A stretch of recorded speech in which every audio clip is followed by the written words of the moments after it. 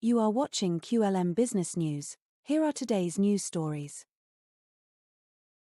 World Bank predicts weakest global growth in 6 years amid Trump's tariff concerns.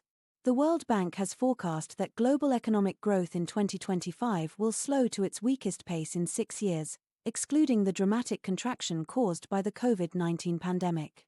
The projected growth rate of 2.7% reflects mounting concerns over the impact of U.S. trade tariffs on international commerce.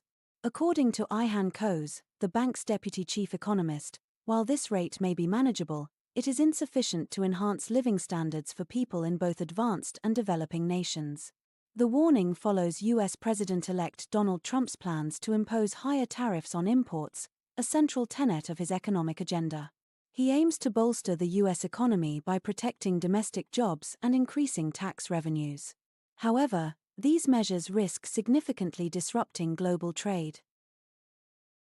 The U.S., the world's largest importer, sources nearly 40% of its $3.2 trillion, £2.6 trillion, in annual imports from China, Canada, and Mexico.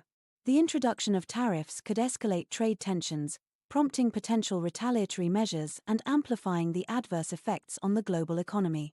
The World Bank has cautioned that a 10% increase in U.S. tariffs on imports could reduce global growth by 0.2%, even without retaliatory measures. With retaliation, the impact could be much greater. Mr. Coase remarked that restrictions on trade often harm the implementing country most, and heightened economic uncertainty may further erode business confidence and investment. Global strategies and challenges. Governments worldwide are grappling with various strategies to stimulate economic growth. The UK is investing in artificial intelligence, while the US is focusing on tax cuts and deregulation. Meanwhile, India aims to expand its manufacturing capabilities, and China is boosting consumer spending. Despite these efforts, Mr. Coase warned there are no quick fixes for economic growth, likening the challenge to a medical condition without a miracle cure. There is no Ozempic for economic growth.